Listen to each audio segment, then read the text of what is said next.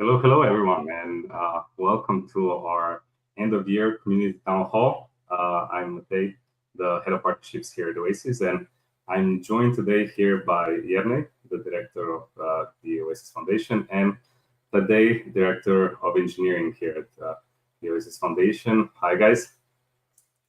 Hello. Nice to be here. Hey. Hope you're doing well. Yeah, I don't think we need extensive introductions, we have multiple occasions we had everybody on already. But yeah, thank you everyone for joining in. So a quick agenda for today. We'll be going through some of the technical milestones and our ecosystem partnership milestones that happened throughout the year of 2024. Welcome to submit questions, in any of the optional channels, Discord, YouTube, and we'll try to answer them at the end. But yeah, let's get started to not prolong this too much. And I would like to start with you, Yerne.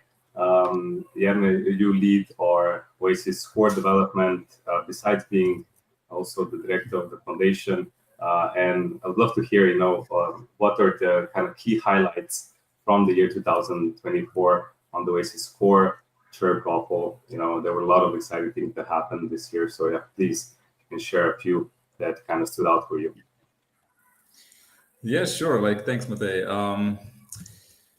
So the year 2024 was definitely a year of great laughs.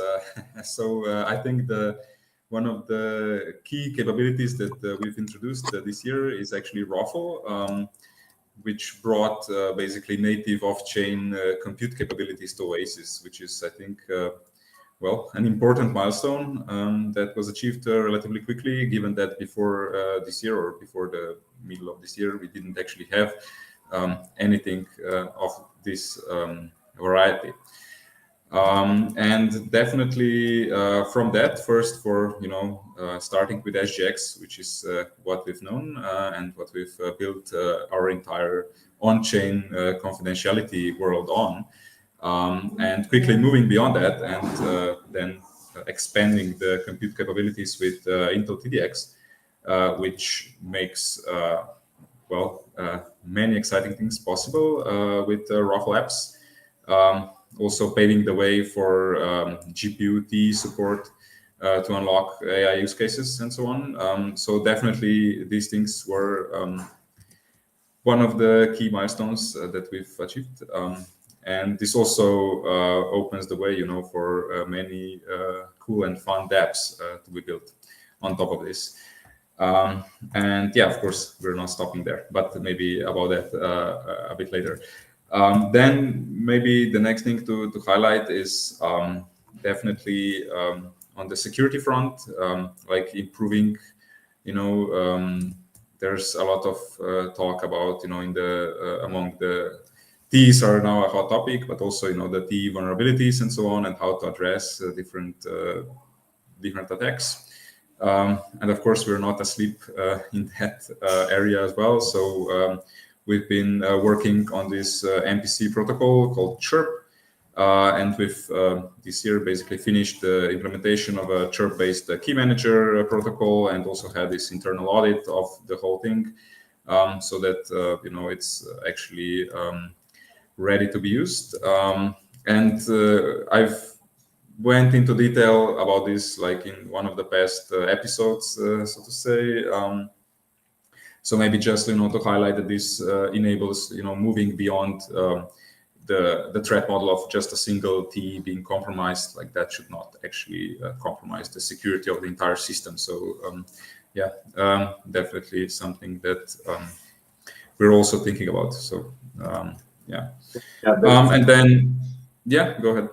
Yeah, that's definitely one of the crucial points, because when we're speaking to partners, they are asking how is the chain secured, how is that privacy ensured, right? So I see the development that's happening in the background on that side as well, being very important, right? Because we're also onboarding some Web2 projects, right, that do care a lot about compliance and all that. And this comes up when they're doing the diligence. So really happy that this is not being neglected. Even though it's not that flashy, it's more in the background. It's still, I think, very important.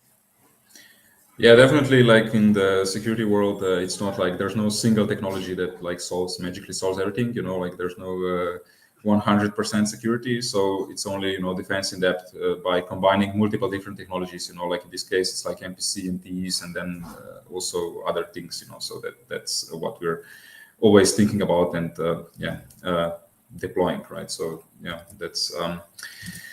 And maybe for to finish the things like one of the also important things is obviously like performance. So definitely I would highlight the performance improvements that were gained in the core platform by using this new storage backend, Pat Badger, which I've also mentioned in the past and so on.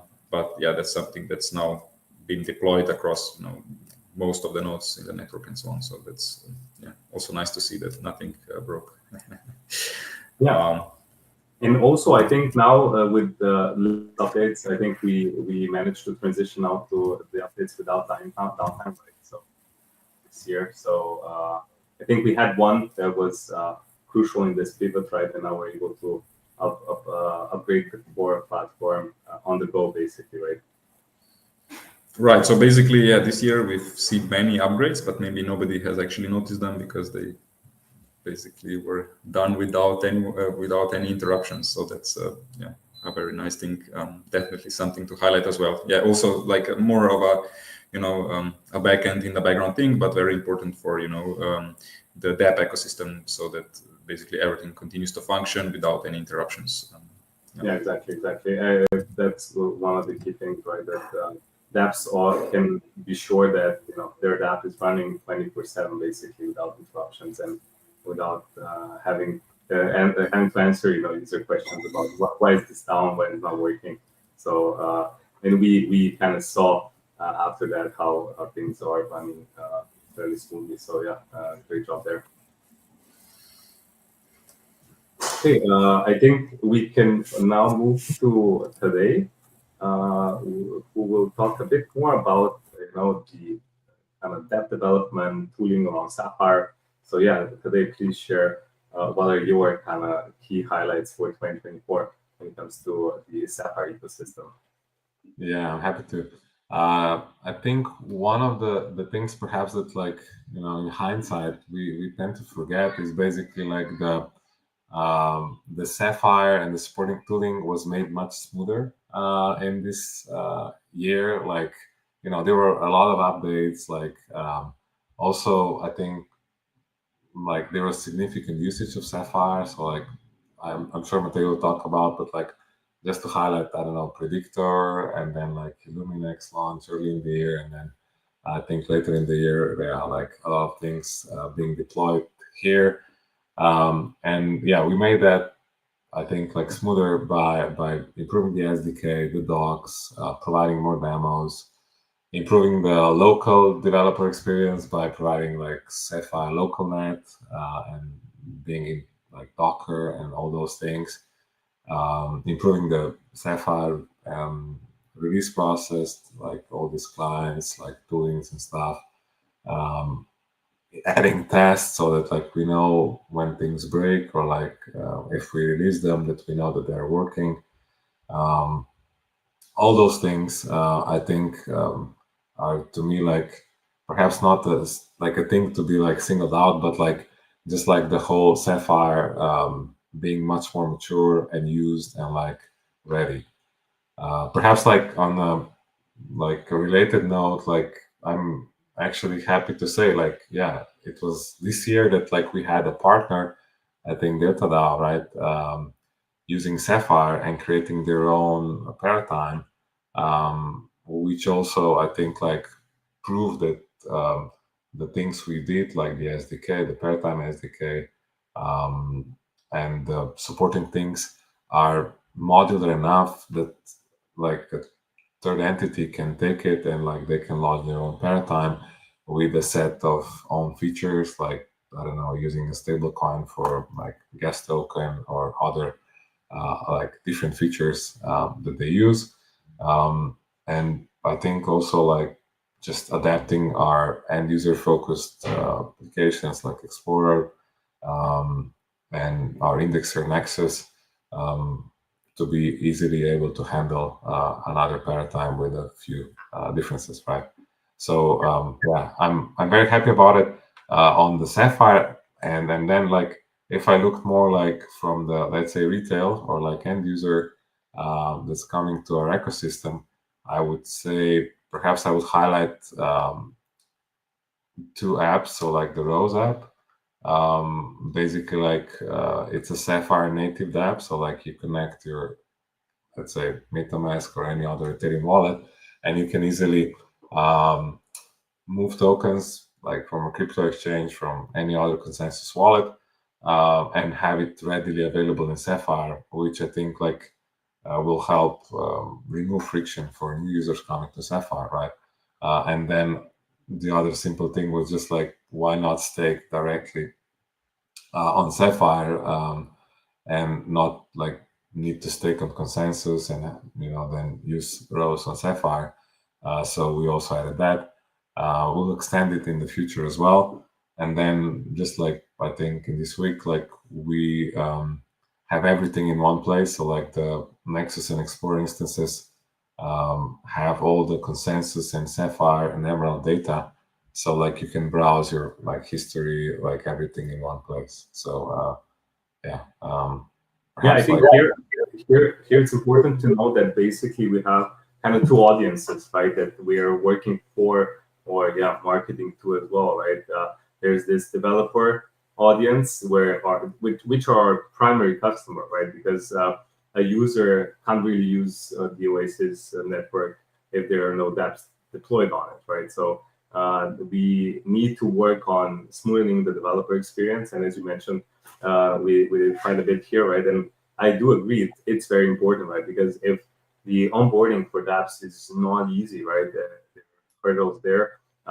They're just not gonna use the tech and tech stack and not gonna deploy that, right? So completely agree that even though that maybe is not that flashy and more in the background, it's crucial for the build out of the ecosystem and being able to close those partnerships, right?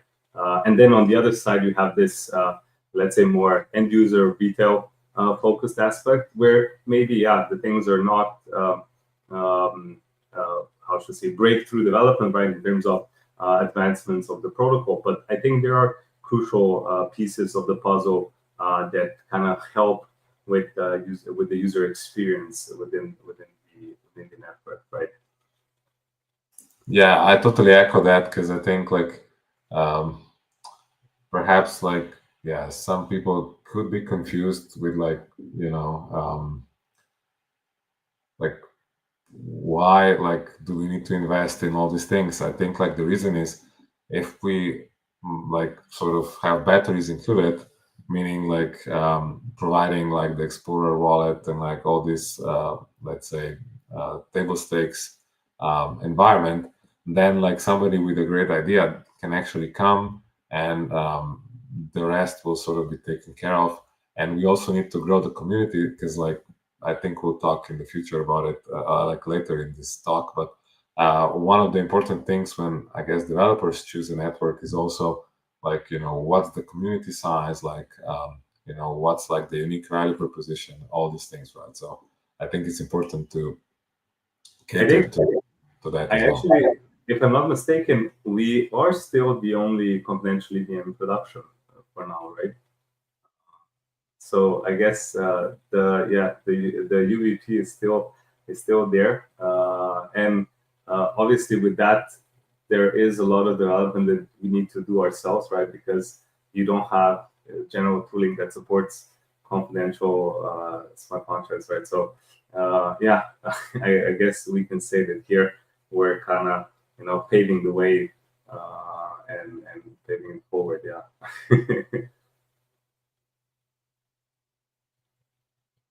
Was there any other specific dApp that you wanted to mention? For me, it was Blockvote was one that I was really happy that we launched.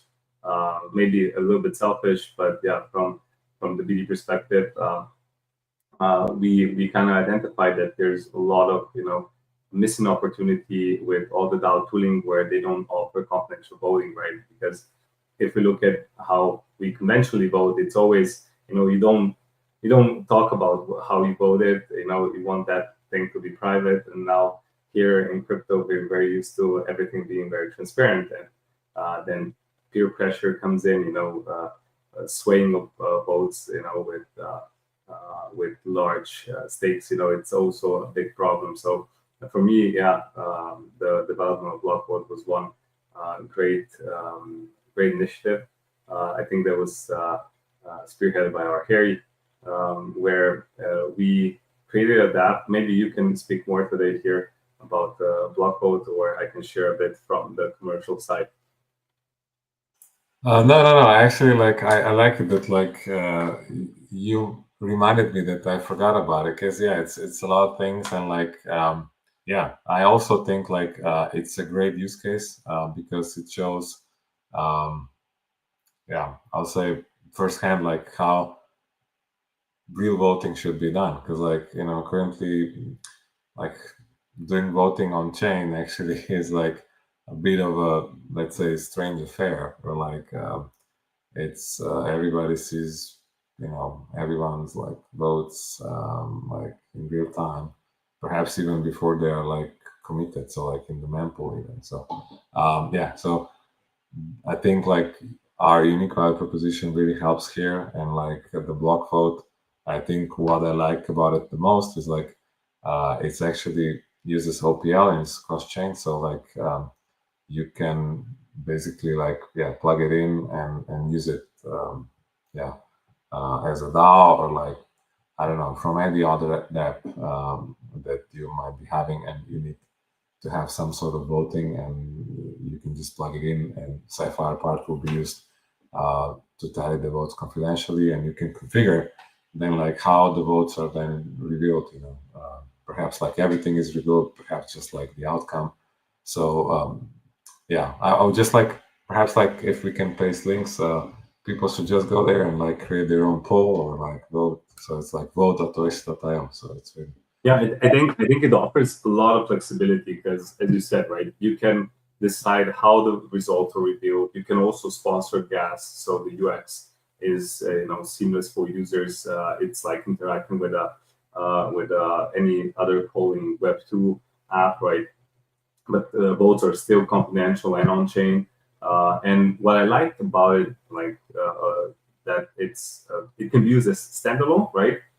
Or you can plug it into your kind of token gated DAO or whatever you have, right? So you can have address whitelisting or token gating, or completely open, right? Or you just take it as a white label. I think Pontus-X, the third-party Paradigm project, right, will be using this for their primary governance, right?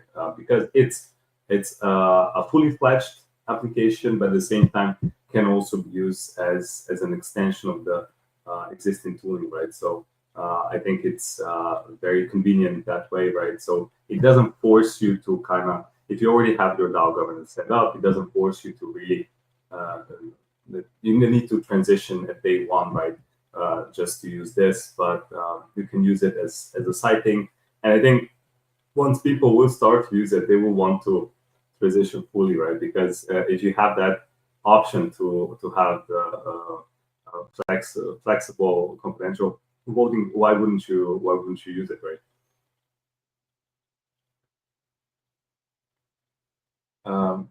And I think one of the major milestones this year was probably also the kind of the rebrand in April, right, where we also touched on the kind of the AI field with Ralph and all that. So I think that was also one thing that is to be highlighted from this year. How do you guys feel about the rebrand and just the direction that everything is taking now with AI agents, decentralized AI modeling, TML, all that? Any thoughts here? Yeah, I mean, I would say that Oasis is a natural fit for verifiable AI. There's now a bunch of these so-called AI agents floating around that maybe are not really autonomous. So definitely, Oasis can help actually prove that they are autonomous and guarantee that they are autonomous. So yeah, interesting times. I think definitely something that will be in the spotlight next year. Yeah, that's for sure. And if I add here, like basically, it's I think for us it was like rather let's say natural, because like just given the origin of the project, like I don't know, like Don Song being a distinguished researcher on the field of machine learning and widely like AI, and many of us like having like a PhD in AI and stuff like that. So I think it was only just like natural that like when let's say I'll say perhaps like hype. I don't know if that's the correct word, but like I think the that fall when ChatGPT was launched, I think it was just like people realized, like, oh wow, yeah, AI is really at this level. So it sort of like broke through the, let's say, more academia or like more confined space to like, let's say, the mainstream. And then everybody and their mother was like trying to tell you how to use AI, like how to use like these chat prompts and stuff. But for us, it's always like, how can we make things like secure, but not only secure in a way of like people not being able to break into, but also like how do you like verify the integrity and like the authenticity of the thing, right? So, I mean, I think yeah, in our heads, like as engineers, it's always like, oh wow, yeah, people are willing to give like all their companies like secrets by I don't know asking the chat agent to summarize, for example, like their new like roadmap for the next year and stuff like that. So people just like I think perhaps not even realized how much data they're leaking through like I don't know like giving like prompts or using like AI. I mean, it's similar to like previous times where like people just imagine like search engine queries. Like if you sort of have the history of one search queries, like you can pretty much tell a lot of things about that person, right? So that's why Google is so powerful, or like Facebook, or these big, let's say, traditional Web2 tech companies. And I think that's why also like this sort of, let's say, a movement for like bringing like control and ownership of like this data back to the people, like back in their hands, so they can decide. I mean, sure, they can decide they want to give it to like a third party like Google, but they can also perhaps just like retain it for themselves and use something decentralized, right? So I think, yeah, it's always like first needs to be like a big boom, and then people realize, oh, wow, I'm giving them all my data or stuff like that. So I hope like this sort of awareness about privacy and like the need for privacy is gonna be like higher this year or like in the upcoming years. Yeah, I think the crypto space always looks at it from another angle, right?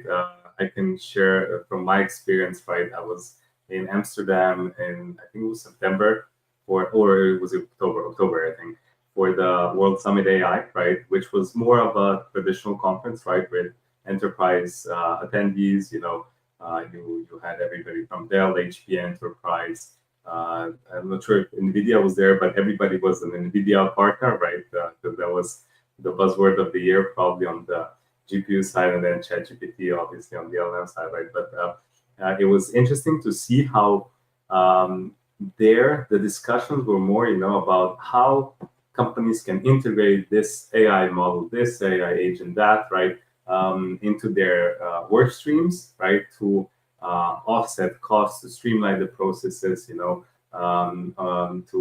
speed up their the way they work, right? And I had a talk there, and it was very funny how it was the complete opposite, where I was saying, so sovereignty, and data privacy is important, and that's why we need to, move toward decentralized AI, right? So it felt kind of out of place there. But then in Bangkok, when we had the Superintelligence Summit that was organized by Ocean, and we also co-sponsored it, right? It was a completely different, spectrum of people, ideas, views as well, right? It was how to make sure that not all AI, not all control over AI, is in the hands of a few big corporations, and how we can build on this side, to kind of give. Maybe we're not going to move everybody here, but at least give people the chance to choose, right? Because right now, I would say there's not a lot of options, right? You need to use one of the big ones. They have the biggest models, right? With the most parameters, all that. They're the most efficient and they most accurate, right? But I think building the alternative is very important here. So it's definitely, I think, an important subject, and just it got a lot of tailwinds this year with ChatGPT and NVIDIA skyrocketing, right?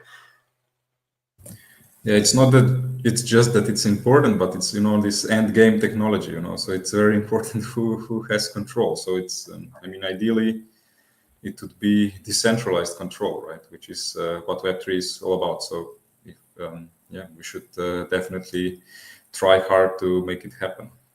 Yeah, I think you raised a good point there. It's an end game, right? I think Mark Andreessen shared in one of his interviews just recently, where he was in Washington, and the bureaucrats there just told him, don't even bother with starting any AI startup. We're going to have 2, 3 that we sanction that are okay, and that's it, right? So they wanted like full control over, who can do AI and how they do it, right?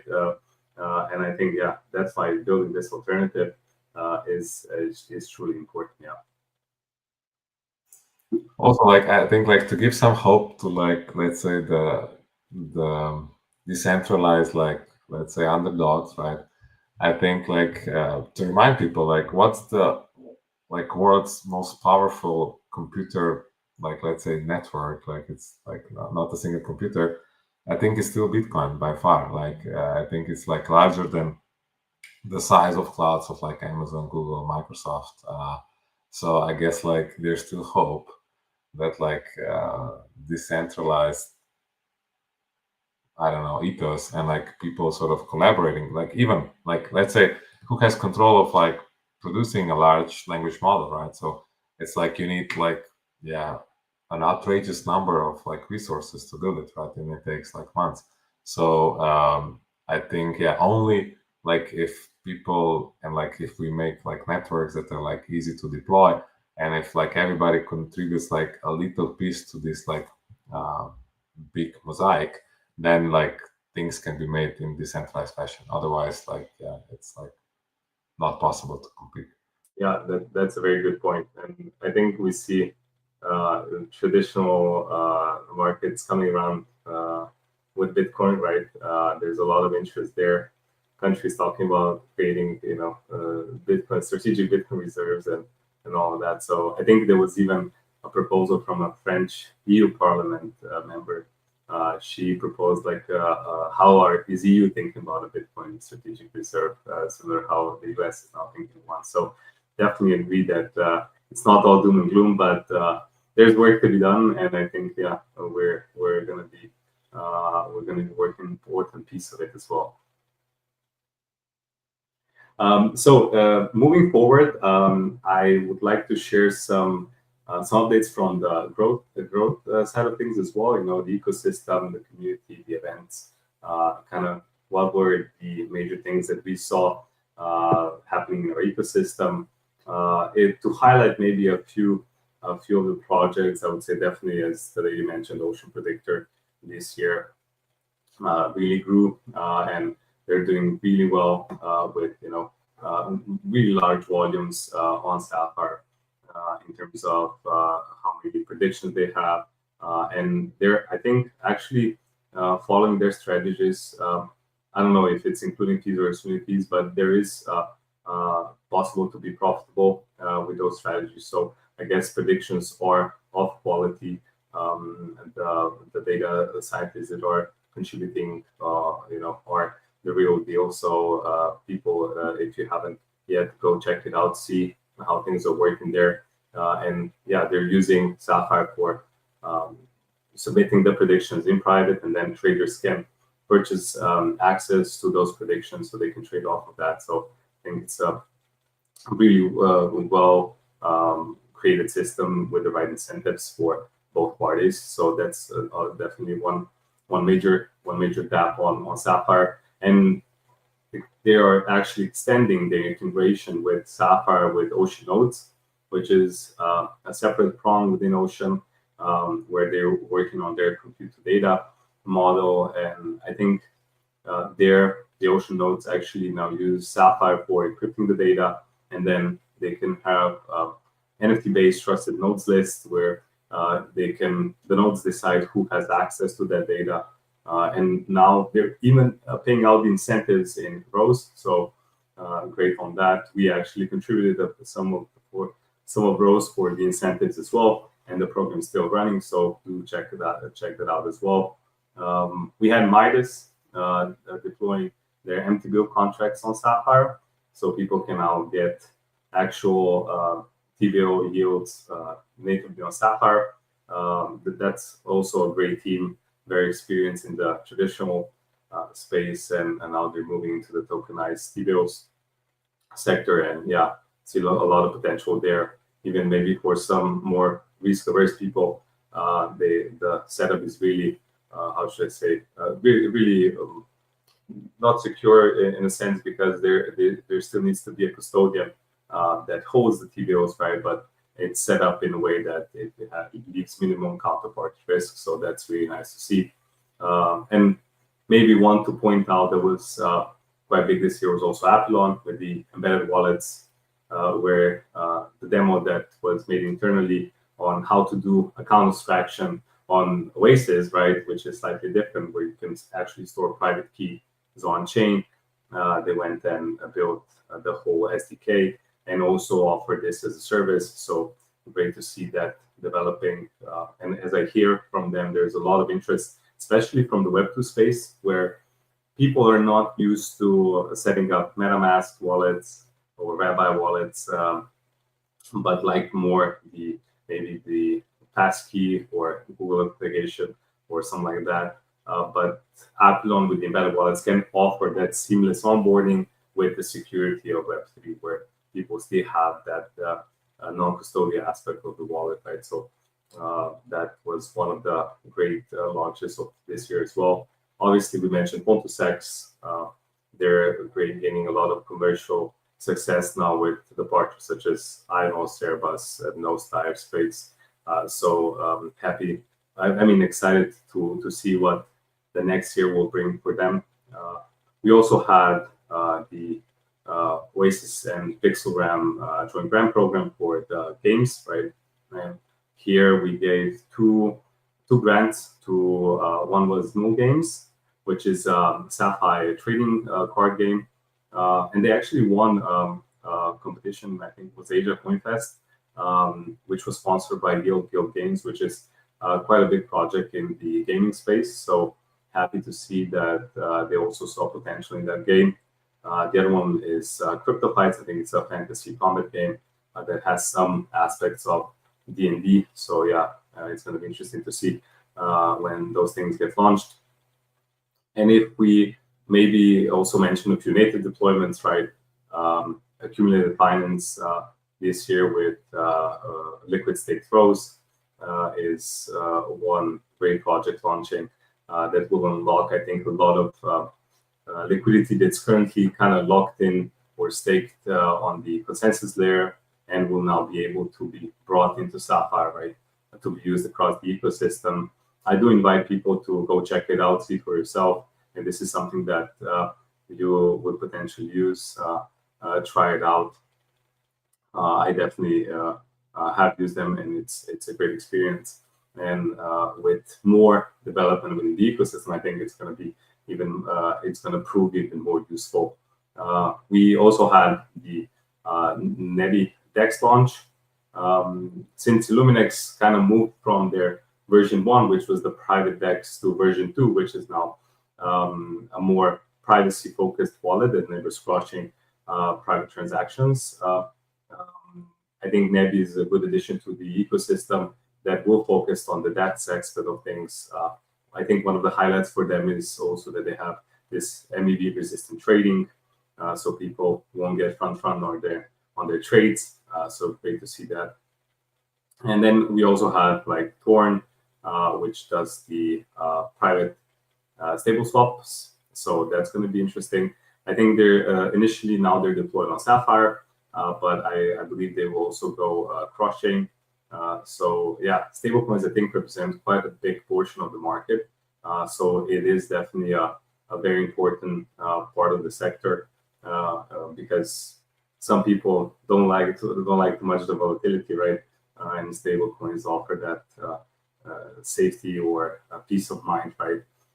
And on that, right, we also have Bit Protocol, which offers the collateralized debt positions, right? So MakerDAO style-like stablecoins, where you put up some collateral that can be volatile, and you're able to mint some stable tokens against that collateral, right? So this is also one that will kind of close out the native ecosystem, right, on Sapphire, that will also enable any potential cross-chain partner that is in need of any of these services, right, that they can utilize them on Sapphire once when they're developing their dApps, right? Maybe two slightly smaller projects to highlight as well. One was an interesting one that we actually both of them I think were winners from the ETHDAM hackathon that we hosted during the ETHDAM conference. One is the BOT, Blockchain of Things. Yeah. It's basically how you put IoT data, on chain that can be then used in smart contracts.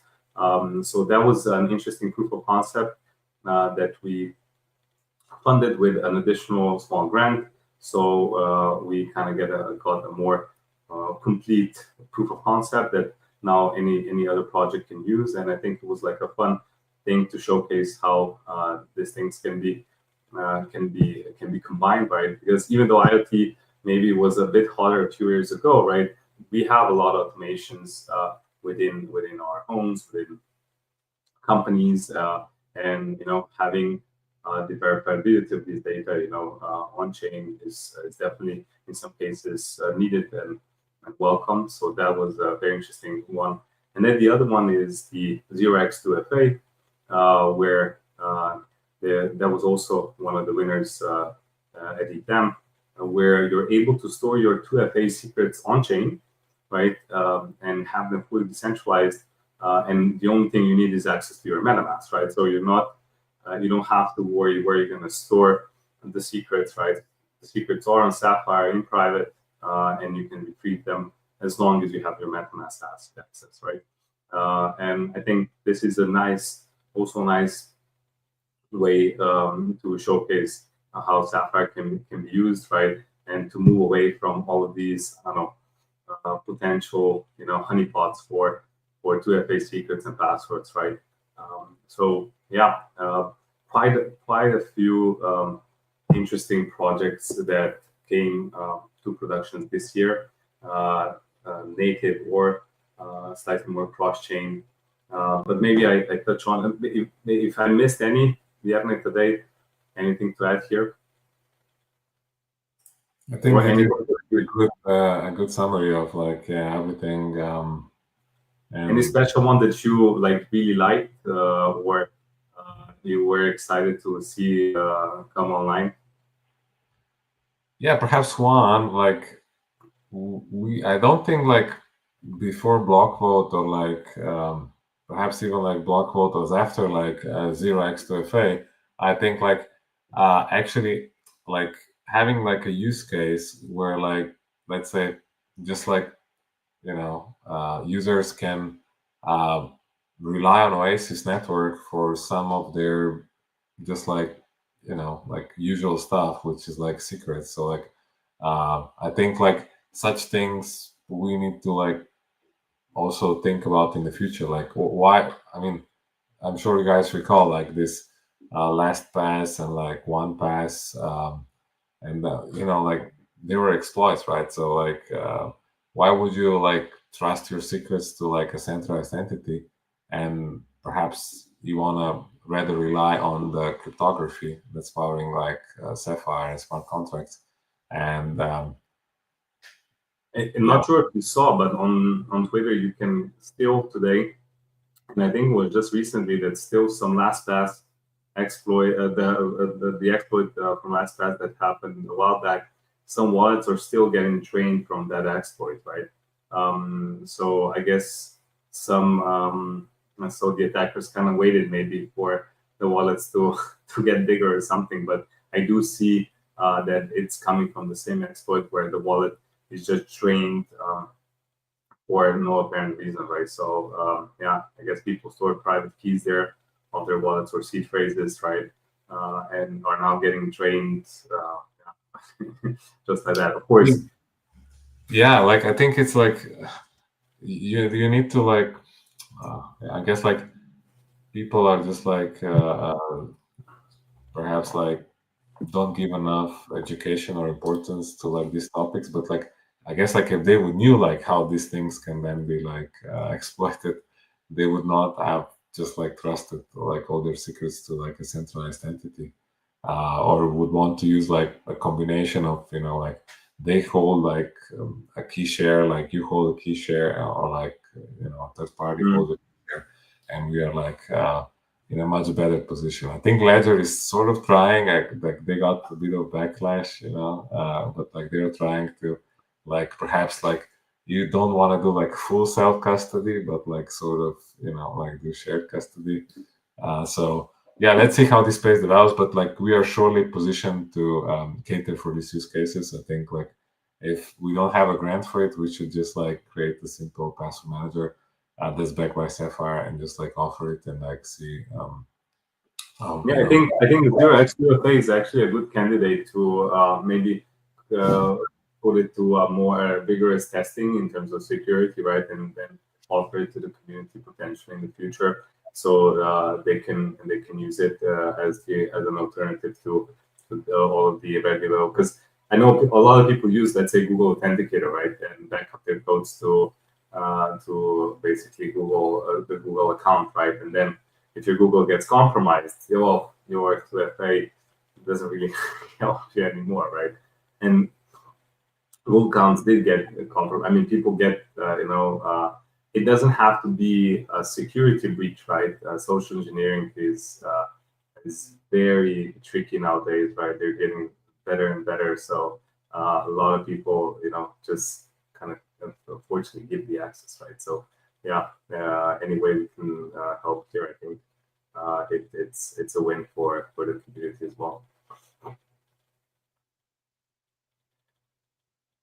Cool. Then maybe if we move on to a little bit of an event overview, right? What we did this year. So we hosted, I think it was, so we sponsored hackathons in ETHDAM, I think at Token and at DevCon, and we got quite a few submissions. We also had our Privacy for Web3 online hackathon second edition. I think combined we had over 100 quality submissions, right? So this was one very very good initiative that I think we will continue also in the next year. Sponsoring these hackathons, and working with developers also is a great feedback loop for us, right? Gives us a lot of insight into where they're struggling, how we can improve our docs or tooling or SDKs, as they mentioned. So we're definitely going to continue there. And we had a lot of partners during the year working with us on various events. So Ocean, as I mentioned, on the Superintelligence Summit, we co-sponsored that, and they did a great job there. We, I think, co-sponsored with Midas the Oasis Rendezvous during ETC in Brussels this year, which was very successful as well. I think all the side events were really great at the conferences this year. If I'm not mistaken, it was over 2,500 attendees across all the satellite events that we held next to the main conferences. So we will also continue next year with that. So if we come close to your town, definitely join us at any of those events. We love to chat to our community, get feedback, get their thoughts on how things are going, where they're seeing opportunities. And of course, this year it was the first edition of the afternoon tea party at DEF CON, and hopefully we'll continue next year with the tea party initiative with some of the tea partners. This year it was co-hosted with IExec. We'll see how we'll expand this next year. But as today you mentioned, I think already at the close to the beginning, teas, or yeah, maybe you did, I don't remember. But teas are getting a lot more interest now, especially in the AI world, right? Because they see that teas are easy to use, are scalable. So I think we'll see a lot more of that next year. And yeah, with our jumpstart and all of that, I think we're positioned very well to be kind of in step with everybody else when it comes to the AI developments. And maybe just touching on the community side as well. So this year, I think they launched the Oasis Academy, which where at least I think 70K people already taking these 2 lessons, right? Which is great.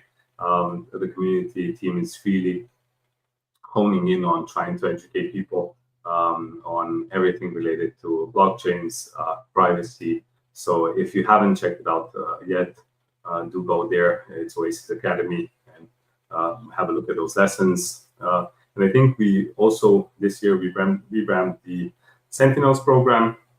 So this is the new ambassador program with different sectors. We kind of filtered out a little bit the ambassador program, and we're now having very good ambassadors across the world. We're expanding more into Asia as well, and looking for new ambassadors there, as that market was slightly, let's say, more on the down low in the past, but now we're also having our presence there, also with an Asia community manager there. So yeah, I think the expansion of the community is quite obvious.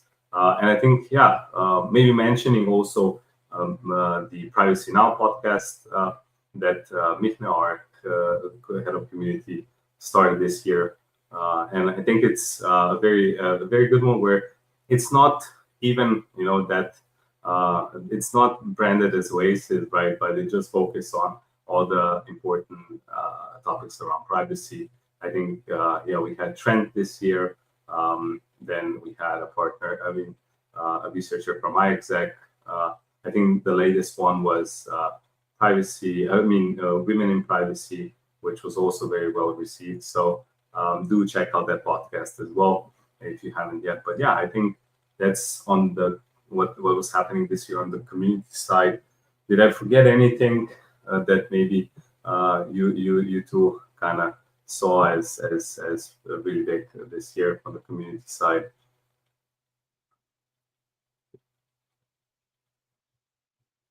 Not really. No, I think that was quite comprehensive. Yeah, they're doing a lot of great work. Again, maybe it's not the most marketable thing, right? But our community members do see it, do appreciate it, as I see it in the Telegram and Discord. So yeah, I think they're doing a good job. Yeah, exactly. No, so it was just like hard to perhaps single out a single thing. I think like all these things combined, like I don't know, like all these different like efforts. Yeah, Sentinels, like podcast, like Academy, all those things. They're also working with university clubs. So working with universities, I think we had quite a few guest lectures this year. I think Harry gave one remote in Ukraine. There was a few that were actually hosted by our ambassadors on site, and I think we're going to be expanding on that front as well. There's quite a big consortium now of universities that we're talking to, and I can't mention too much until it's done, but we have a few big universities that will potentially be giving lectures at. So yeah, they're keeping themselves very busy. Maybe before we go to the kind of closing thoughts, because we're getting close to the hour. But yeah, there was a question on the latest Google Willow development, right? So the quantum computer and how does that, affect the blockchain cryptography and security. So maybe not sure if Janne, you're the best guy to answer this question. How does that, maybe even how does it affect the broader crypto community, and how does it affect us? Sure. I mean, it's interesting that I think in a lot of these town halls or like the talks we do, like this question keeps popping up, like what about post-quantum cryptography and so on. So yeah, definitely, like despite this being, so to say, like a big quantum leap of sorts. So I mean, Google Willow and their achievements, definitely it's still we're still safe for now. The question is for how long, but the good thing is that there's definitely like a wide range of post-quantum cryptography out there that's readily available, to use. And also the good thing is that we've built things in a way that enables evolution of, cryptography schemes that we use. Obviously, the bad thing is, of course, the overhead of all these post-quantum schemes.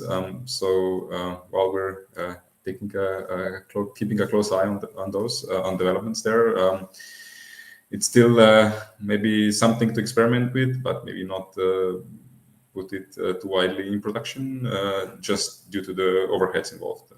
But yeah, definitely in time. There are known defenses. Yeah, not without pitfalls. Obviously, these PQC algorithms are not so well tested as their classical counterparts. So you don't want to deploy new cryptography too rapidly. To not shoot yourself in the foot by having this great new scheme that's actually insecure in the classical sense, which has happened before. So yeah, so people then usually do layered wrapping, like using two schemes, at the same time, which again has some overhead, right? So you want to be careful with that. But yeah, there's we are thinking about it, and others are as well. So yeah, we're on the good side. We can say there's no immediate threat right now, right? I Definitely think not. Yeah. I think it was funny how I think this came out already like a few months ago, but then the marketing boom just happened now, right? And then it was also the marketing around it was kind of okay. Quantum computing is here. All cryptography is broken. But then, if you read into it a little bit more, it says that you need a lot more of these qubits working together to be able to actually do something, right? But of course, there's the thing that Google makes public. But then, what does the NSA have? So you're in the camp of this is what they let us know.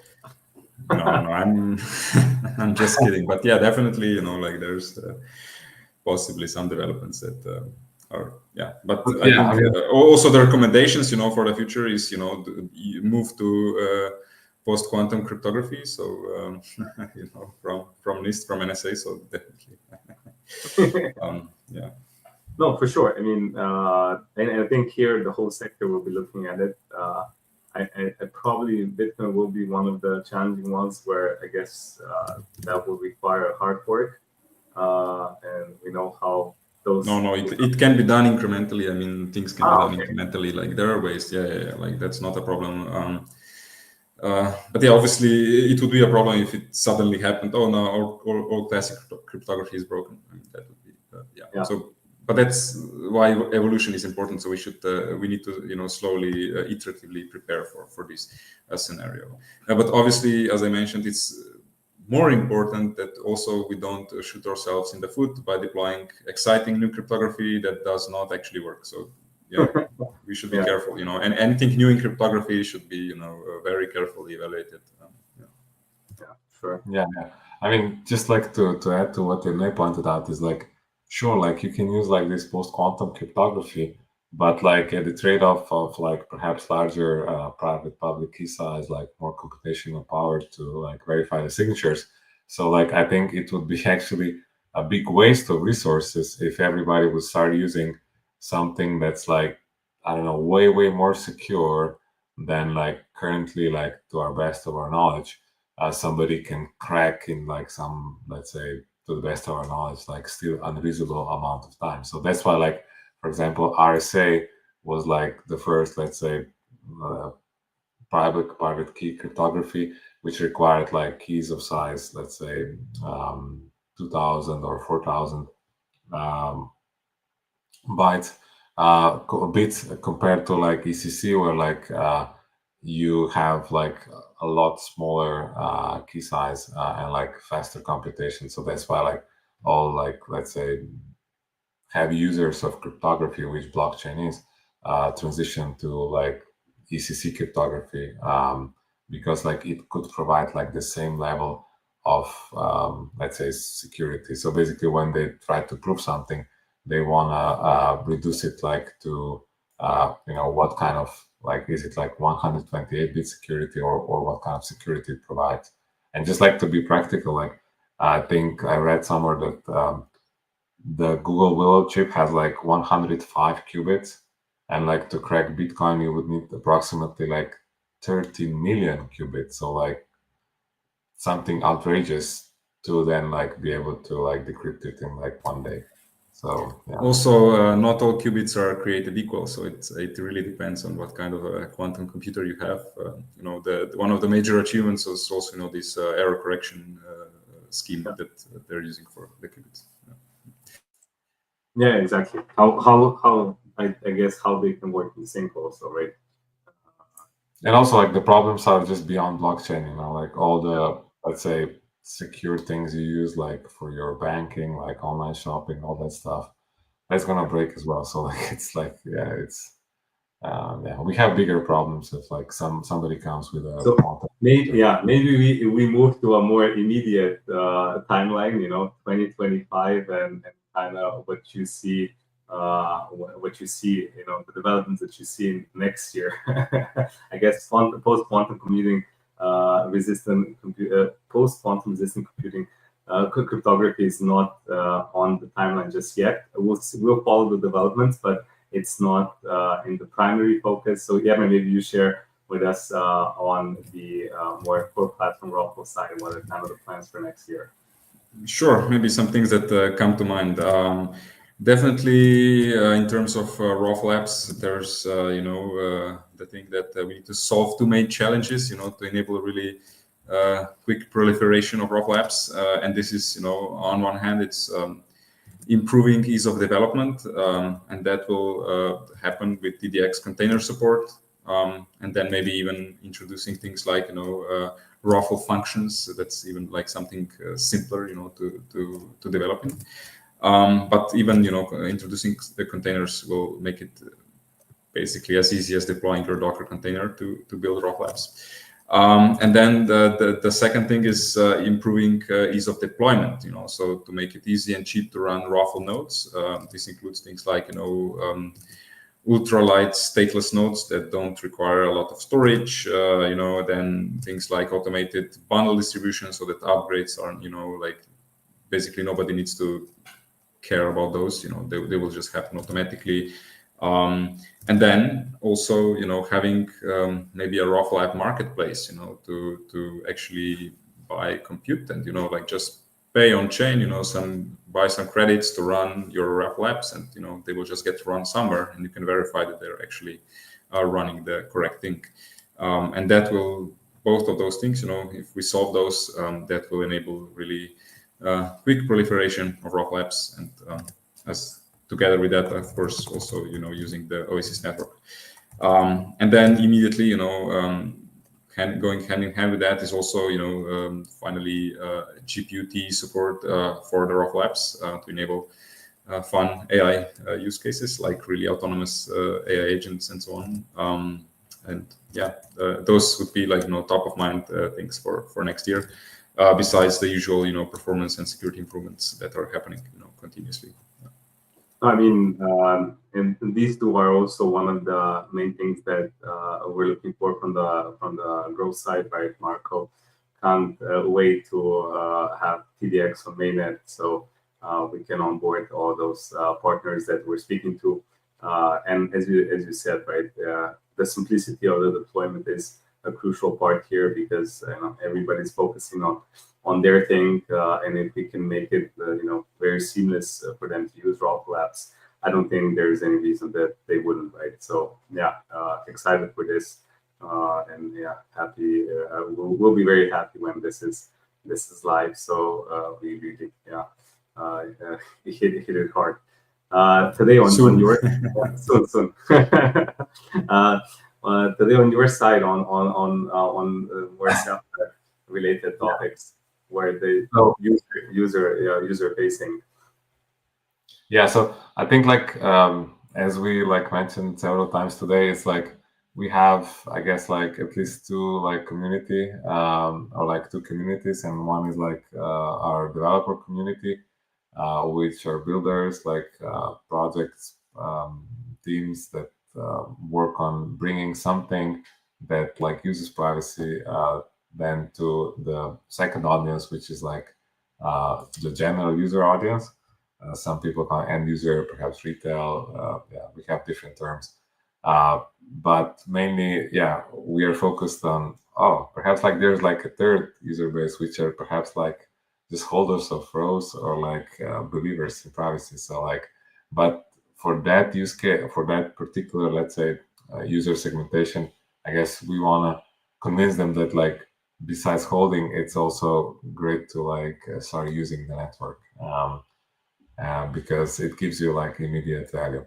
So in terms of developers, right? In terms of developers, as your name hinted, Raffle is I think a major thing, also very hot subject, as Matej mentioned, these. So for us, working on improving Raffle developer experience is a top priority.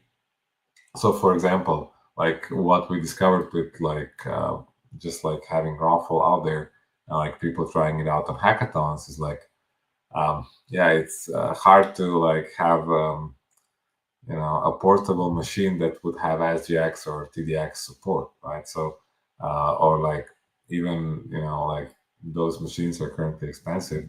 So the way to improve developer experience there is to mock SGX, TDX, and remote attestation, but retain all these interfaces, all these developer interfaces, the same as in production, so that you can let's say develop on your non-secure local machine, and with the assurance that after you deploy it to production Sapphire mainnet, or just testnet to test it out, but both have production grade SGX, TDX, remote attestation. So you will know that things are really secure and confidential there, right? So this is one area. I think the other area we also saw is perhaps people like to use their Mac or perhaps even a Windows machine, or they would run on an architecture that's not just x86-64, but is something else. So we'll make sure that our documentation and tooling is basically the best for all these different operating systems, meaning Linux, Mac OS, Windows, as well as different CPU architectures, because I think ARM is also becoming a viable option for Windows, Linux laptops or other developer machines, right? So I mean, Mac OS, I guess a bit simpler because it's let's say a Unix sibling of Linux. With Windows, it's a bit harder, but they have good Windows subsystem for Linux, or like perhaps we could do some things even natively. That remains to be seen.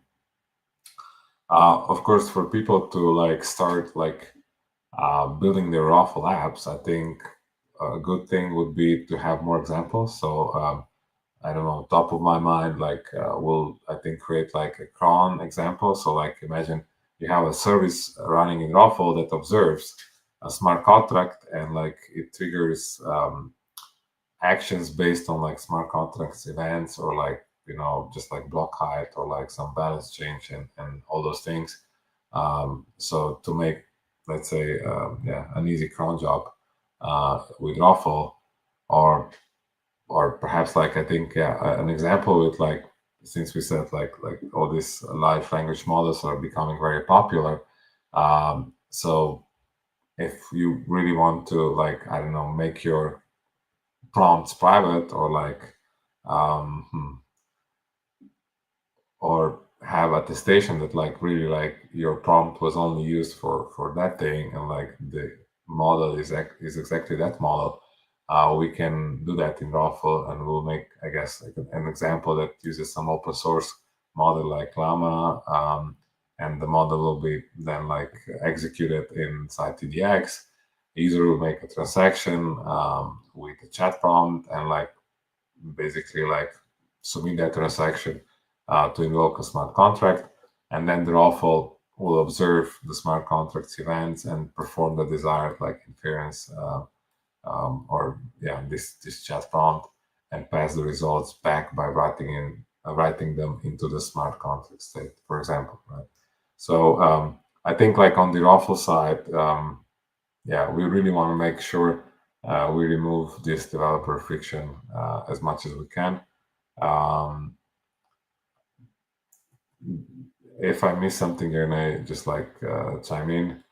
Otherwise, I'll talk about, I think, one thing we want to improve, because like we observed, I guess like this year, is like Oasis Privacy Layer is a great tool to have like non-confidential chains like ordinary Ethereum or like similar chains consume confidentiality through Sapphire, but at the same time it's also like proven to be like challenging, right? So I guess like you on the BD side, like you would know best. So I think what we want to do in the future is basically decouple Oasis Privacy Layer from the Stellar IAM bridge a bit more, so it's like not very like tailored to a single bridge, but like we have options of having more bridges, and like perhaps like I hear Hyperlane is like popular because it's more decentralized lately, or we could add more things, so like to make things more decoupled and abstract, or we could just like run these bridges in Raffle. Why not? So like not even have to have a big committee of these bridges, or like trust their like, let's say, security assurances, but rather trust these in Raffle. And the other thing I think that's been hindering the OPL adoption has been like this latency that the bridges sort of cause, right? So that, I don't know, like bridges sort of like have a mechanism, and like the way they do verification, and like you have no control but to wait, right? So I think like one way we could, like, let's say, decrease our reliance on bridges, or like also the latency, is just like to, let's say, go into the direction of going without bridges, right? So like trying to eliminate bridges where possible, and doing verification on the client side. So like verifying Merkle proofs on the client side. So this would require a better client side libraries and tooling to be able to perform just that. So I think we have rough ideas on what we want to improve there based on, I guess, like just the feedback of developers that want to use these parts. In terms of the Sapphire, I think like we constantly try to improve our clients. I think like we need to now promote version 2 of the clients of the JavaScript clients. So like Ethers v6, VM v2, Wagner v2, Hardhat, to be like the go-to points instead of the version 1.x and JS client, which I think combines all this together into a single one. I think these ones are smaller and like has less bloat. And I think we'll finish the Python client as well and publish it on PyPI. The Python client, I think, is important. So Python Sapphire client, because it will be useful inside Ruffle for writing clients that communicate with Sapphire. And then, yeah, we just want to support like more developer tools like Foundry. So like for those people who, those developers that love Rust, I think like Foundry is like a great option. So we want to mock Sapphire so it can also run in Rust and there our EVM locally. And we also want to add more tooling, for example, just like for our own assurance or like that developers assurance that, for example, things work end to end. So sometimes, there's like, there could be a strange bug in the interaction with like your, let's say, wallet connection tool. Like it could be like a bug there. And as similar to how like you can do like end-to-end testing or front end, like regular, let's say, web apps with Cypress, we want to make the same thing for dApps so that like you can test them end to end. So like have, let's say, a CLI browser and a, let's say, embedded extension. So all those things, I think we just, overall on the Sapphire end, we want to do things that make developer experience better, and focus, on Ruffle and Sapphire and OPL in that regard. Yeah, thanks for that. I mean, for us, that's also as tailwinds in sales, right? With better OPL, it's definitely going to simplify the integrations of the bigger partners that we're speaking to that have their home on another chain, but they would really like to use our privacy features. And to some extent, some use cases were a little bit blocked due to some latency issues and stuff like that. So I hope there is a solution here that will be able to cater to that. And obviously, as I mentioned on the Ruffle side, we can't get it fast enough for us to then really go hard with all of the partners in the AI landscape that we're speaking to. I'm from the growth side, and I am actually very excited for this year. It's a great mix of great macro environment, right, where everything's kind of, let's say, the market is booming, right? There's very good, let's say, just a general environment for crypto right now.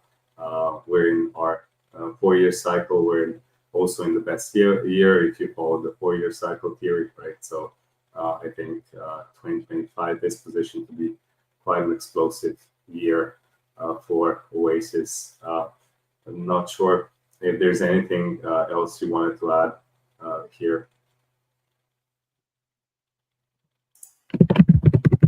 Yeah, perhaps like just I think when I talked about like the plans for the future, perhaps I hinted at more like developer focused things. We're not like forgetting about the users. So like just to say, like, I think the focus will be on how can we remove the friction of onboarding users to the OS ecosystem, and basically, that they can as easily as possible get here. I think one thing to perhaps like highlight there is like we are thinking about like doing this trustless bridge. So similar to what I was talking before, to provide a native ROS on Ethereum and elsewhere. I think this will be like easier for like people that already have liquidity on those chains to just come to our ecosystem. Or perhaps one thing to also note is like, since we are pioneering the confidential, let's say confidential EVM or like broadly confidential blockchain space, some things are just not adapted to it. So that's why we need to make tools for end users. So one is like MetaMask Snap. We have a prototype already developed, and we think like it will improve user confidence when they see what they're signing, when they sign like a confidential transaction. We want to include like Raffle in Nexus and Explorer as like first-class citizens, so like they also be able to see this, let's say, off-chain Raffle part there, or like offer like optional visibility in users like transactions. So we're not sleeping there. Oh, also, like I think an exciting thing for users is always, I think, when like we do like a rebrand, like we did like in April. I think like similarly, I think 2025 will be a year where like we have, let's say, a rebrand more on the end user product side. So like I'm excited to share that like we have more UI UX designer expertise now in house. And like we are creating a new Oasis UI design system and a corresponding UI library that will actually overhaul the look and usability of our apps and the apps Explorer and Wallet. So I think it will be like at least much more pleasing to use the same tools that you're using now. So I guess like from top of my head, like exciting things on the users side of things as well. Yeah, thanks for that today. Definitely, the community, I think, will have a nicer experience interacting with the whole Oasis ecosystem, which, as we said, right, is an important component. And so people are kind of like to they like to then interact, and enjoy using the dApps. I think to bring a lot of functionality. Yemi, anything from your side? Any last thoughts? Yeah, definitely. Next year will be exciting. A lot of cool developments to start off the year, even. So yeah, I'm looking forward and wishing everyone happy holidays. Yeah, definitely. I think it was a busy year already, and yeah, there's going to be a well-deserved small break during the holidays, but I think we're going to be hitting it hard already in January. And as I mentioned, next year we'll be present in many conferences around the world as well. So definitely DTC, definitely DevConnect, right? Big ones, ETH. So if you're around or if you live there, do come say hi. We'd love to speak to our community, meet you guys, and don't be shy. Today, any last thoughts from your side as well before we wrap up? No, exactly. I think like we want to hear like from developers, from users, like what they want, like and like basically perhaps what they're excited about, and we just want to make sure we continue to make them excited, make them let's say bullish on Oasis. So I think I'll just conclude with we'll deliver that promises. Onwards and upwards. Exactly. As Diana said, everybody, thank you for joining. Happy holidays. Take a little bit of break. Crypto is 24/7, but hopefully you'll be able to find some time away from it in these last weeks of 2024. Excited for the year, and hopefully we see each other in 2025. Thank you, guys. Bye-bye. Thank you. Bye-bye. Thanks.